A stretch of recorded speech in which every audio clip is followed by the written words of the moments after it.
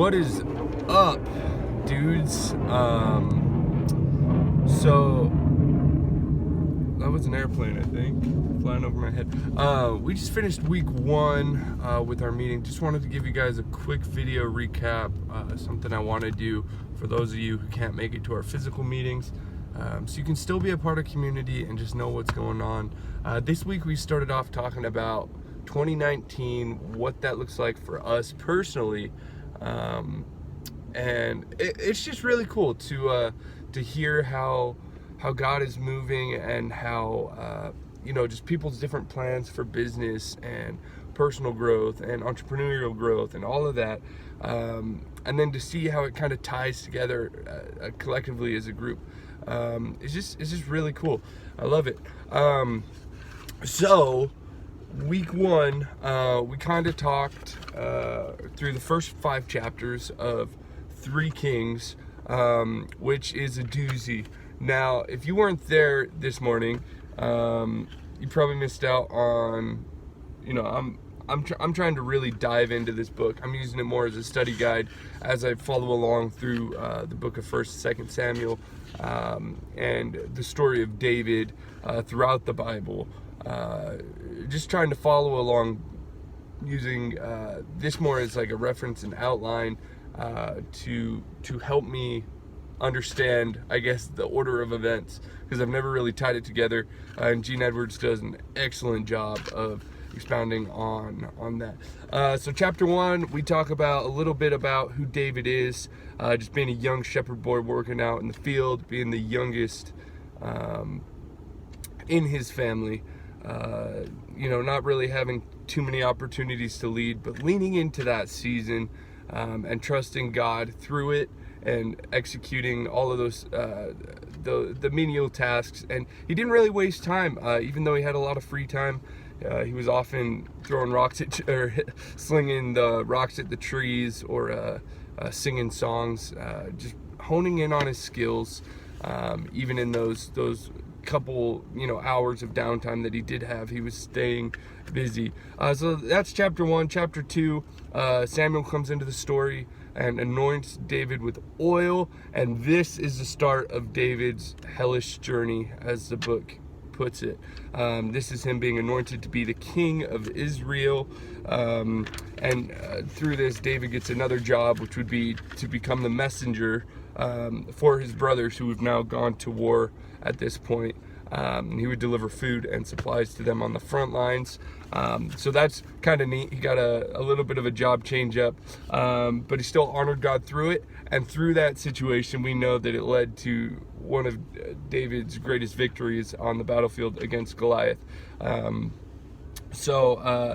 It's kind of interesting to see the progression here, where we see David, who's hitting rocks against a tree. He starts by killing a tree, with some rocks, and then eventually he kills a bear who's coming after his herd. Didn't come after him, but came after those who were under his care, and he chose to meet them head on the battlefield. So he killed that bear, and then on the actual battlefield, he killed another bear called Goliath. We talked a little bit just about David's stature and how, he was young, he was small, whereas Saul was kind of a big, powerful leader at the time. And we see this evidently when David actually tries on Saul's armor, and it just says it's too large. That the helmet too big for him just shows you how small this guy really was. But God had huge plans for him. In chapter 3, we discussed a little bit about David's role while being under Saul. So because of his victory over Goliath, he became a folk hero and ends up working in the palace. And he would sing songs to this crazy king, kind of an awkward situation. But for the sake of time, we'll just kind of fly through that one, which leads into chapter 4, which I just kind of labeled spears. And this is where Saul starts throwing spears at David while he's singing to him. It is crazy to think about and put yourself in that situation.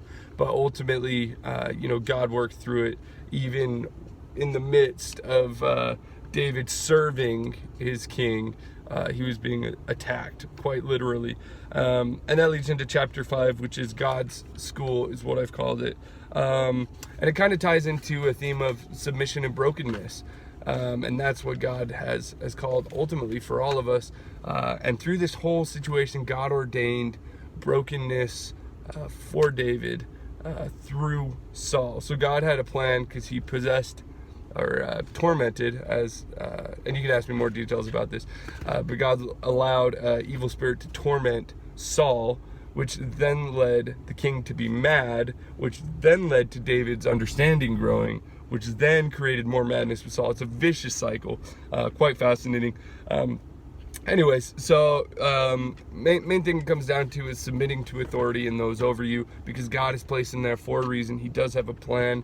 Ross had brought up a killer point as we were just wrapping it up, how God, it doesn't matter whether we know that if God has anointed those over us, but what matters is that God knows who he has anointed over us, and it's our job just to submit to that. And then to put a bow on it, Ryan had kind of mentioned how even in the field, the thought processes that David had were preparing him for the battlefield and for the palace. That positive outlook, even though he was alone, even though he had bad circumstances, he chose to keep God first and to keep a positive attitude. Thanks for the book, man. I'm excited to check this one out. If you guys haven't read it, it comes recommended from one of the most incredible people I know. But anyways, other than that, love you guys, and have a good week.